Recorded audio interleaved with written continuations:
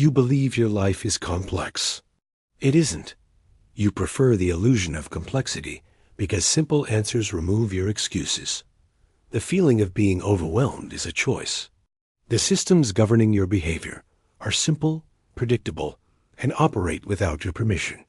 This is an explanation, not an inspiration. Let's discuss effort.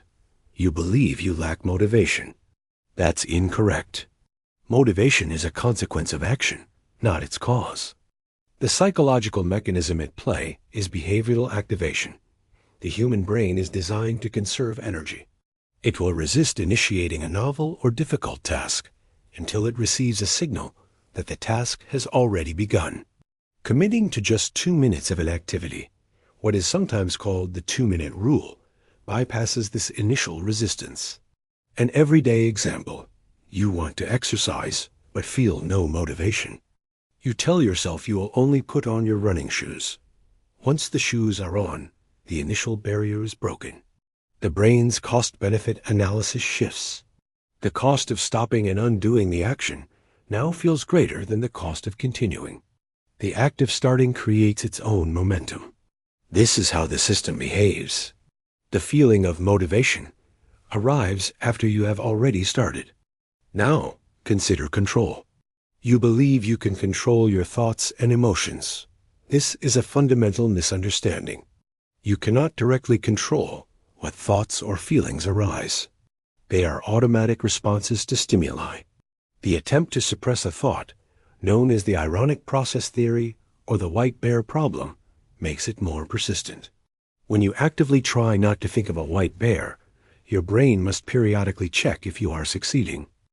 This checking process brings the unwanted thought back into your awareness. Think about trying not to feel anxious before a presentation. The effort to push the anxiety away only amplifies it. Your focus shifts from the presentation to the internal battle against the feeling. The system is designed to monitor for threats, and your attempt to suppress an emotion is flagged as a threat itself. What is controllable is your response to these thoughts and feelings, not their initial appearance. They are data, not directives. Let's examine happiness. You pursue happiness as a goal. This is why you fail to achieve it. Happiness is not a destination. It is a byproduct of pursuing meaningful activities. The psychological mechanism here is called eudaimonic well-being, which contrasts with hedonic pleasure. Hedonic adaptation ensures that positive or negative events have a temporary effect on your overall happiness. You get a promotion, you feel happy, and then your baseline resets. You experience a setback, you feel sad, and your baseline resets. The system is built for homeostasis. In contrast, eudaimonia is derived from growth, purpose, and engagement in challenging tasks. It is the feeling of progress toward a valued goal. An example: learning a new skill is often frustrating. The day-to-day process is not always happy, but the cumulative effect of mastery and competence generates a stable sense of well-being that transient pleasures cannot.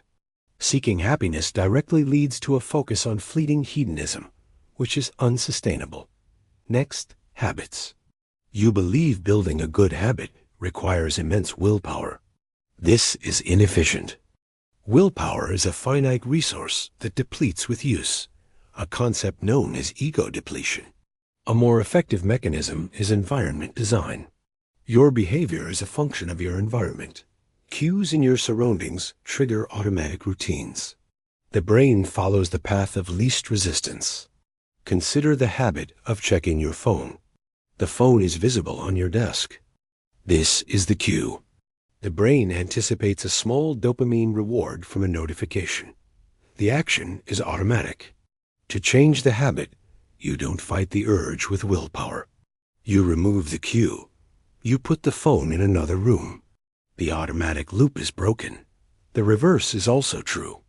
To build a habit of reading, you don't rely on remembering to do it. You place a book on your pillow. The environment now provides the cue for the desired action. Behavior change is less about internal struggle and more about external architecture. This is documented. Let's look at memory. You think your memory is a recording device, accurately storing past events. It is not. Memory is a reconstructive process. Each time you recall an event, your brain rebuilds it. This reconstruction is influenced by your current emotional state, beliefs, and new information acquired since the event occurred. This is known as memory reconsolidation. The process is not a bug. It is a feature designed to update old information with new, relevant data. An everyday example. You have a powerful memory of a childhood argument with a sibling. Years later, you discuss it with them, and their recollection is completely different. Neither of you is necessarily lying. Both memories have been reconstructed over time, shaped by subsequent experiences and emotions. Your memory is not a reliable narrator of your past. It is a constantly edited story that serves your present self. Finally, decision-making. You believe you make rational choices based on a careful analysis of facts. You don't. The vast majority of your decisions are made by an intuitive, automatic system, and then justified with logic after the fact. The psychological principle is the dual process theory, which describes two systems of thought.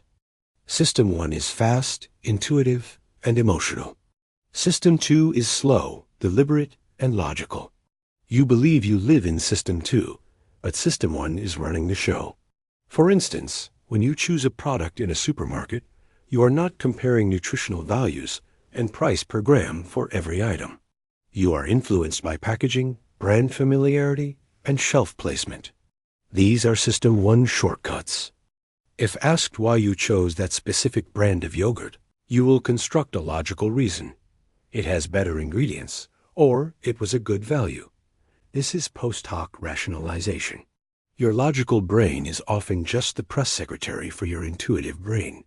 It justifies decisions. It doesn't make them. Understanding these mechanisms does not make life easier. It makes it clearer. Effort is not born from motivation. It creates it. Control is not about suppressing thoughts, but about choosing your response to them. Happiness is not a goal to be hunted, but a byproduct of a life of purpose. Habits are not forged by willpower, but designed into your environment. Memory is not a recording of the past, but a story you tell yourself in the present. Decisions are not the product of pure logic, but of intuition justified by reason. This clarity does not require your agreement. The systems function regardless, and clarity itself is what changes behavior.